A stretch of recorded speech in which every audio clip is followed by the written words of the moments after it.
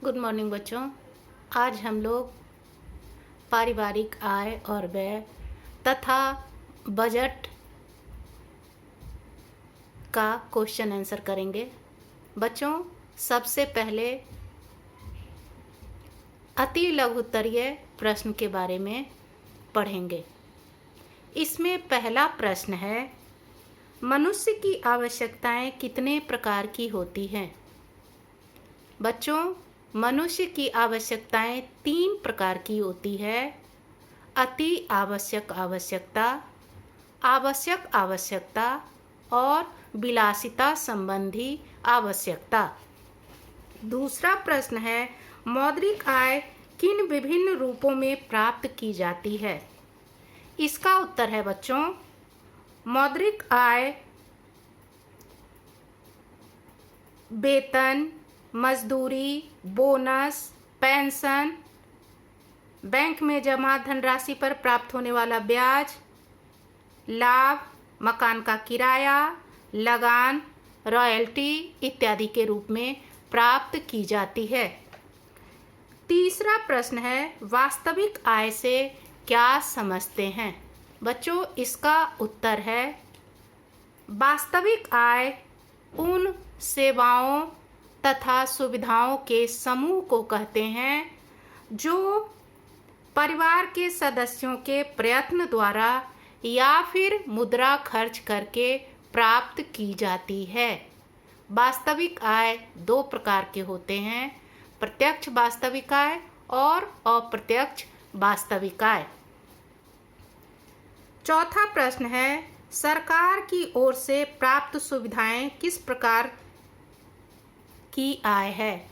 बच्चों, सरकार की ओर से प्राप्त सुविधाएं अप्रत्यक्ष वास्तविक आय की श्रेणी में आते हैं, जैसे सरकारी स्कूल, सरकारी अस्पताल, सामुदायिक पुस्तकालय, पार्क इत्यादि। पांचवा प्रश्न है, अप्रत्यक्ष वास्तविक आय के कोई 2 उदाहरण दीजिए। अप्रत्यक्ष वास्तविक आय के 2 उदाहरण इस प्रकार हैं, सरकारी विद्यालय तथा सरकारी अस्पताल। छठा प्रश्न है, मानसिक आय से आप क्या समझते हैं?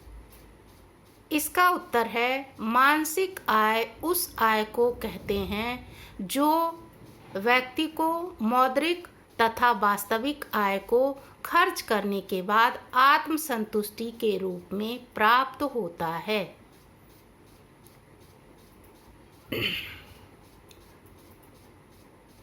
सातवां प्रश्न है, आय क्यों अर्जित की जाती है?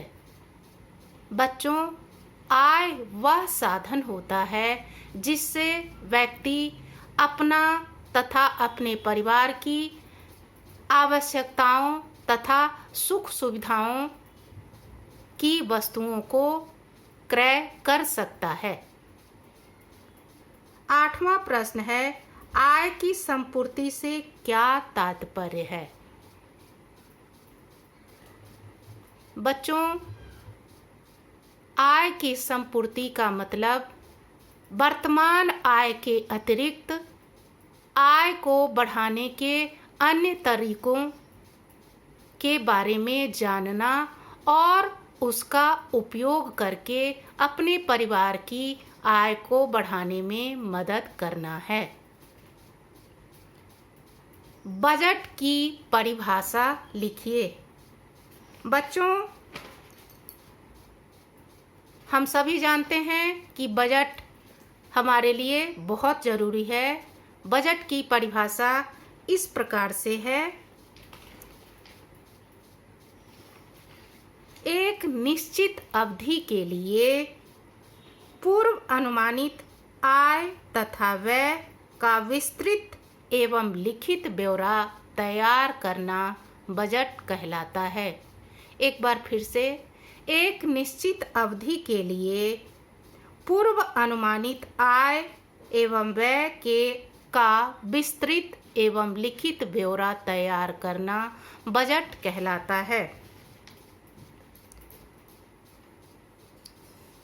विवेकपूर्ण व्यय से क्या समझते हैं?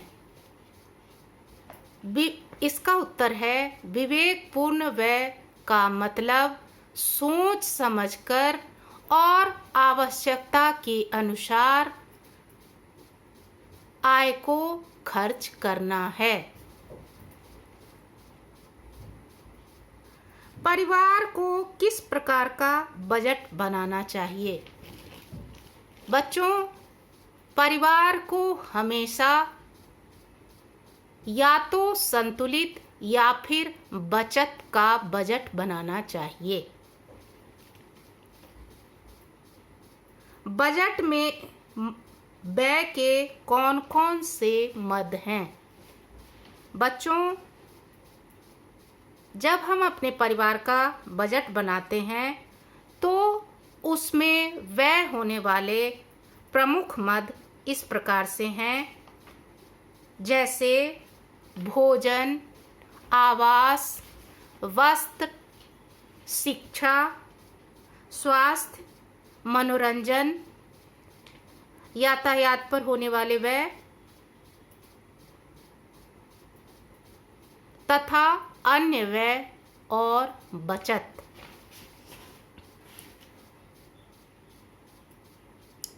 आय तथा व्यय में संतुलन कैसे ला सकते हैं? आय तथा व्यय में संतुलन लाने के लिए सबसे पहले परिवार को अपने आय और व्यय का पूर्वानुमान करके बजट बनाना चाहिए। उसके बाद बजट के अनुरूप सोच समझकर व्यय करना चाहिए। हिसाब किताब रखने की कौन कौन सी विधियां हैं? घरेलू हिसाब किताब रखने की 2 विधि है।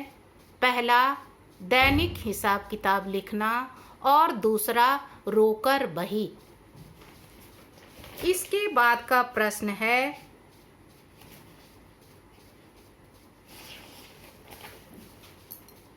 वास्तविक आय के 2 प्रकार लिखो।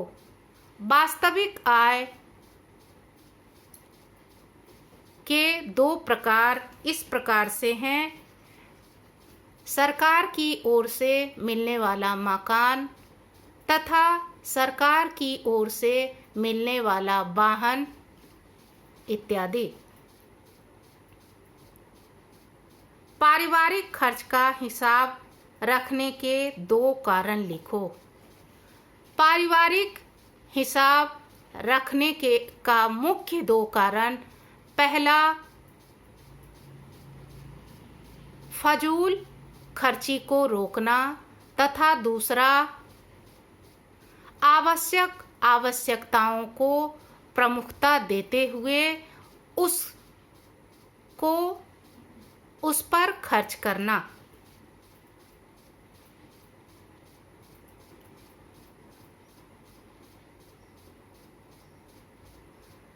अब है लघु उत्तरात्मक प्रश्न। पारिवारिक आय से आप क्या समझते हैं?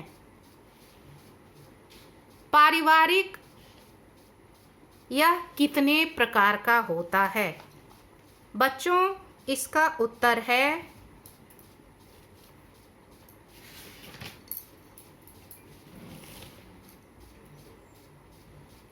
पारिवारिक आय मुद्रा, वस्तुओं, सेवाओं तथा संतोष का वह प्रवाह है जो परिवार के अधिकार में उसकी आवश्यकताओं तथा इच्छाओं को पूर्ण करने एवं उत्तरदायित्वों के निर्वाह हेतु आता है। अर्थात पारिवारिक आय में मुद्रा के अतिरिक्त उन सभी वस्तुओं तथा सुविधाओं को शामिल किया जाता है जो एक निश्चित समय में प्राप्त की जाती है। पारिवारिक आय 3 प्रकार का होता है। पहला मौद्रिक आय यानी मनी इनकम, दूसरा वास्तविक आय यानी रियल इनकम और तीसरा मानसिक आय यानी फिजिक इनकम। प्रत्यक्ष तथा अप्रत्यक्ष आय में अंतर स्पष्ट कीजिए तथा दोनों का एक एक उदाहरण दीजिए।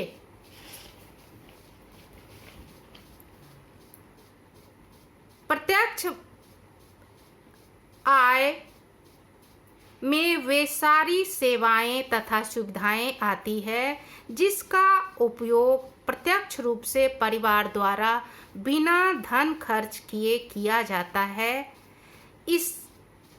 इनके प्राप्त न होने पर परिवार को अपनी मौद्रिक आय में से व्यय करना पड़ता है। फिर से सुनो।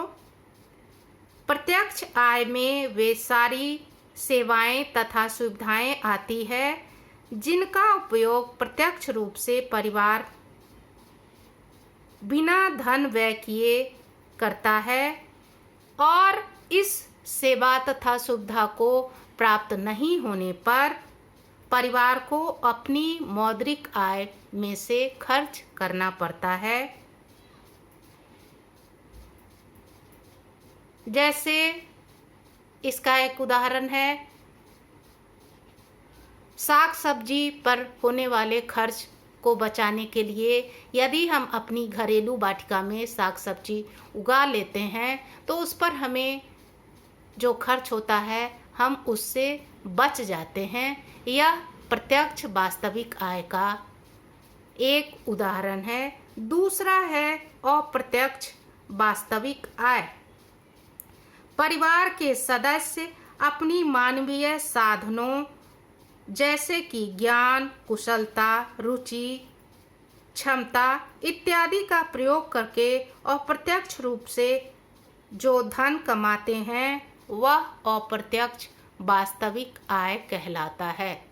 एक बार फिर से, परिवार के सदस्य अपने मानवीय साधनों जैसे ज्ञान, कुशलता, क्षमता तथा रुचि इत्यादि का प्रयोग करके जो धन कमाते हैं वह अप्रत्यक्ष वास्तविक आय कहलाता है। जैसे ट्यूशन पढ़ाकर उससे अर्जित धन, सिलाई कढ़ाई करके उससे अर्जित धन, ओवर टाइम करके उससे अर्जित धन इत्यादि अप्रत्यक्ष वास्तविक आय में आता है। इसके अतिरिक्त सरकार द्वारा प्रदत्त सुविधाओं जैसे सरकारी स्कूल, सरकारी अस्पताल, सरकारी पार्क, सरकारी पुस्तकालय इत्यादि का प्रयोग करके उस पर होने वाले खर्च को बचाकर यह भी अप्रत्यक्ष वास्तविक आय की श्रेणी में ही आता है। इसके बाद है आय का विवेकपूर्ण व्यय से क्या तात्पर्य है, उदाहरण देकर समझाइए। बच्चों, हम सभी जानते हैं कि वर्तमान समय में महंगाई बहुत तेजी से बढ़ रही है और उसी रफ्तार से परिवार के लोगों की आवश्यकताएं की भी बढ़ रही है। इतना ही नहीं, प्रत्येक व्यक्ति या परिवार उन सारी सुख सुविधाओं का उपभोग करना चाहता है जो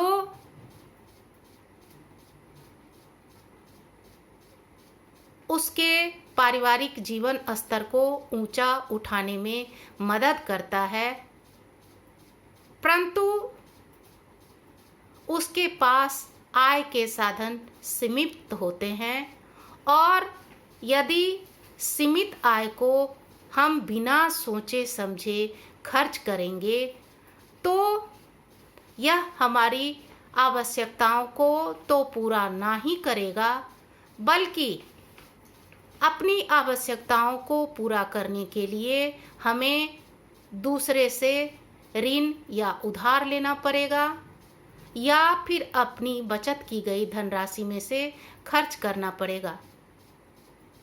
ऐसे में प्रत्येक परिवार को यह चाहिए कि वह अपने वर्तमान आय का विवेकपूर्ण तरीके से सोच समझकर और मितव्ययितापूर्ण ढंग से खर्च करे, ताकि वह अपने परिवार के सभी सदस्यों की आवश्यकताओं को निर्बाध रूप से पूरा कर सके। यदि व्यक्ति विवेकपूर्ण तरीके से यानी सोच समझकर खर्च करता है तो वह अनावश्यक रूप से होने वाले खर्च से भी बच सकता है और अपनी आमदनी का कुछ हिस्सा भविष्य के लिए बचा भी सकता है।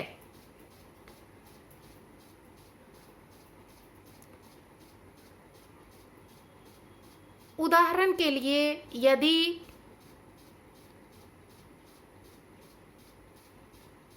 हम अपने परिवार के लोगों की उन्हीं आवश्यकताओं को सबसे पहले प्रमुखता देंगे जिनको पूरा करना जरूरी है, जैसे बच्चों की शिक्षा पर होने वाले खर्च, भोजन के मद में होने वाले खर्च, मकान के किराए के मद में होने वाले खर्च, बिजली बिल, टेलीफोन बिल तथा नौकर चाकर के तनख्वाह को पहले पूरा करने का प्रयास करेंगे। उसके बाद यदि हमारे पास पैसा बचता है तो ही हम अपने परिवार की अन्य विलासिता संबंधी आवश्यकता अथवा मनोरंजन संबंधी आवश्यकता को पूरा करने का प्रयास करेंगे। इतना ही नहीं, जिस चीज़ की हमें आवश्यकता ना हो उसे खरीदने का प्रयास नहीं करेंगे। जब जिस चीज़ की ज़रूरत हो तभी उस वस्तु को खरीदें। खाने पीने का ही यदि हम सामान खरीद रहे हैं तो हम उतना ही सामान खरीदें जितना कि हमें आवश्यक है। अगर हम ऐसा करते हैं तो हम अपने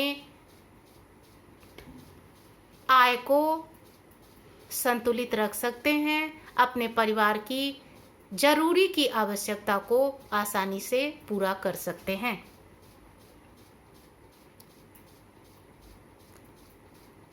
आगे का प्रश्न है, पारिवारिक आय को बढ़ाने के 4 उपाय लिखो। बच्चों, वर्तमान समय में लोगों की आवश्यकताएं बढ़ती जा रही है, महंगाई बढ़ती जा रही है, परंतु उनके पास आय के साधन सीमित होते हैं और सीमित आय में अपनी परिवार की समस्त आवश्यकताओं को पूरा करना तथा भविष्य के लिए कुछ बचा कर रखना बहुत ही मुश्किल होता है। ऐसे में परिवार में अतिरिक्त आय बढ़ाने की आवश्यकता होती है, क्योंकि ये आय न सिर्फ परिवार के सुख सुविधाओं तथा जीवन स्तर को ऊंचा उठाने में मदद करती है, बल्कि परिवार के भावी योजनाओं को पूरा करने में भी मदद करती है। हम अपने पारिवारिक आय को निम्न तरीके से बढ़ा सकते हैं। पहला है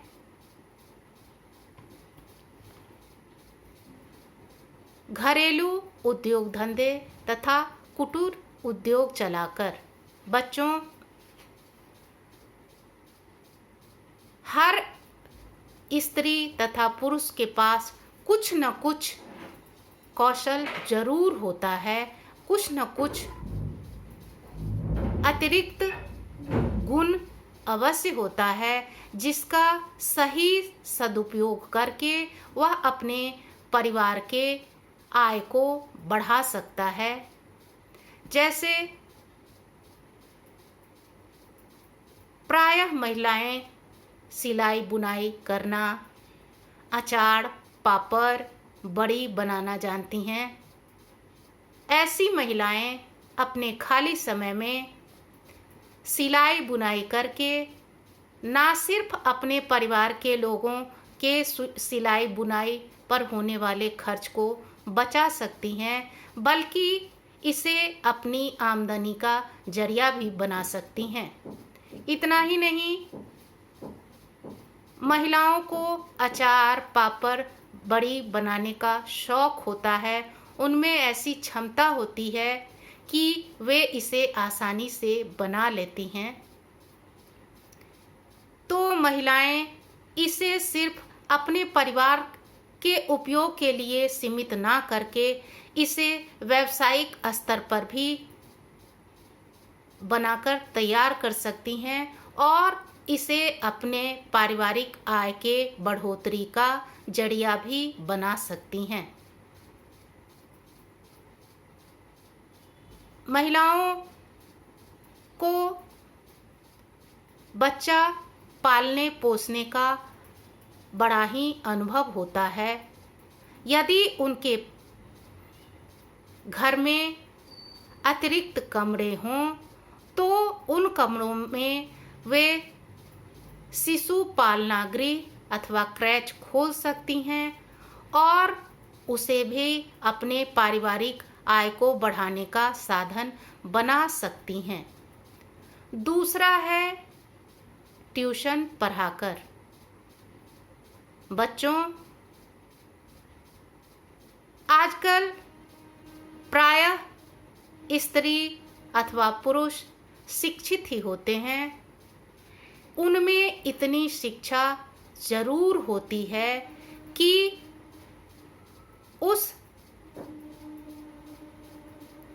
उसका उपयोग वह दूसरे बच्चों को ट्यूशन पढ़ाकर कर सकते हैं और उसे भी अपने पारिवारिक आय का जरिया बना सकते हैं। तीसरा है ओवर टाइम। बच्चों, जो पुरुष अपने पारिवारिक आय को बढ़ाना चाहते हैं वह अपने दफ्तर में निर्धारित अवधि के बाद अतिरिक्त समय में काम करके उसे भी अपने पारिवारिक आय के आमदनी का एक जरिया बना सकते हैं। चौथा है घरेलू वाटिका बनाना।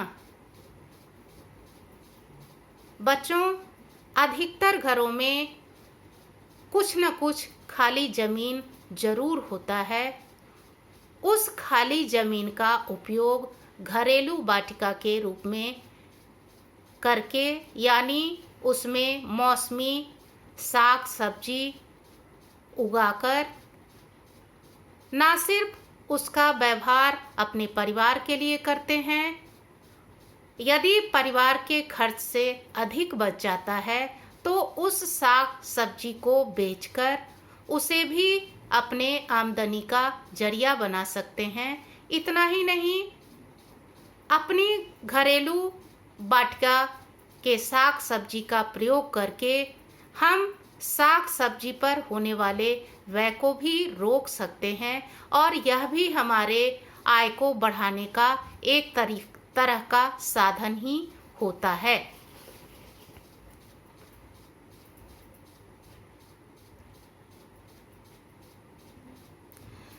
सातवां प्रश्न है, पारिवारिक जीवन चक्र में वृद्धि की अवस्था में धन की मांग क्यों बढ़ जाती है? बच्चों, पारिवारिक जीवन चक्र में वृद्धि की अवस्था में पति पत्नी के अतिरिक्त उनके बच्चे भी आते हैं। ऐसी अवस्था में बच्चों के भरण पोषण, उनकी शिक्षा दीक्षा पर खर्च बढ़ना स्वाभाविक होता है, क्योंकि जहाँ सिर्फ पति पत्नी में खर्च कम होता है वहाँ बच्चों के शिक्षा दीक्षा तथा खान पान पर भी खर्च करना पड़ता है। इसलिए उस अवस्था में अधिक धन की आवश्यकता पड़ती है।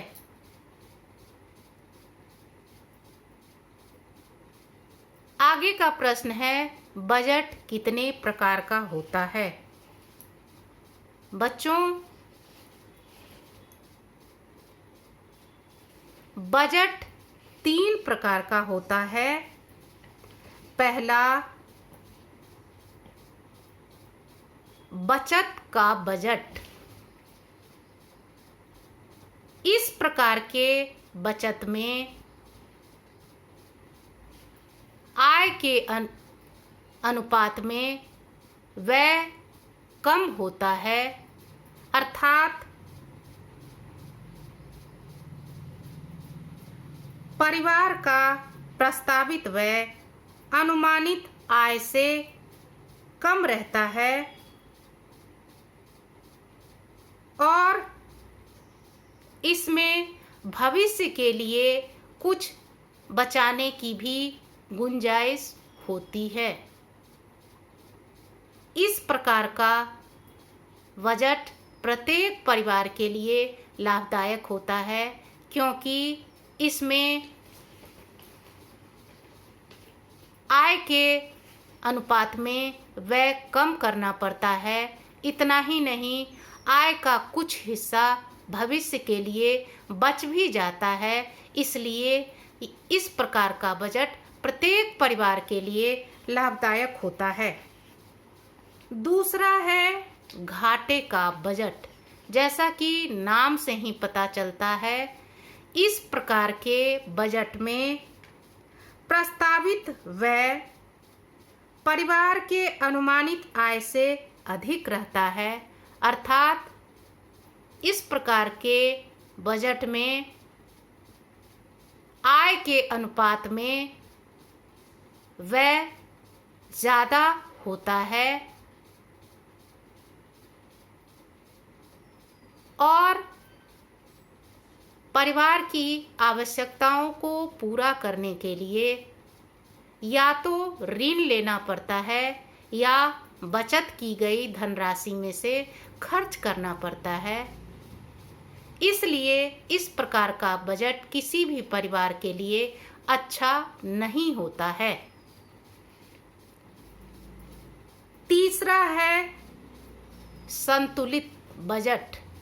जैसा कि नाम से ही पता चलता है, इसमें परिवार के आय तथा व्यय का संतुलन बना रहता है, अर्थात आमदनी के अनुरूप ही खर्चा होता है।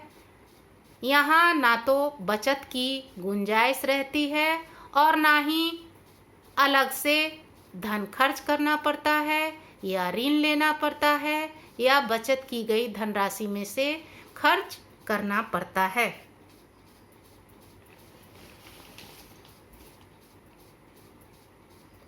इसके बाद है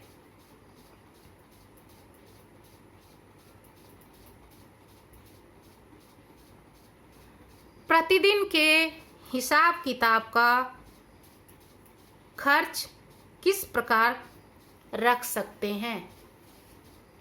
बच्चों, प्रत्येक परिवार में प्रतिदिन कुछ न कुछ आवश्यक वस्तुओं पर खर्च करना पड़ता है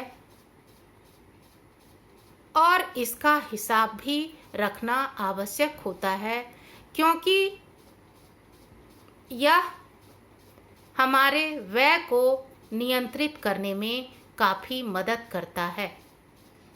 प्रतिदिन के हिसाब किताब का खर्च रखने के लिए हमें एक कॉपी या डायरी बना लेनी चाहिए और उसमें रोज आने वाले वस्तुओं जैसे दूध, साग सब्जी, फल, धोबी का खर्च, यातायात पर होने वाले खर्च इत्यादि का विवरण लिखना चाहिए और शाम में उन खर्चों को जोड़ना चाहिए। जैसे यदि हम दूध का हिसाब लिखते हैं तो सबसे पहले तारीख, फिर दूध की मात्रा, फिर उस पर व्यय होने वाले धन या रकम को लिखते हैं। उसी तरह सब्जी की मात्रा तथा किस दर से वह लिया गया है उस रकम को लिखते हैं। धोबी को कितना कपड़ा दिया गया, कितना कपड़ा धुलकर आया, जो कपड़ा धुलकर आया उसकी धुलाई में कितना खर्च हुआ, इस रकम को लिखते हैं। बच्चों, आज के लिए इतना ही।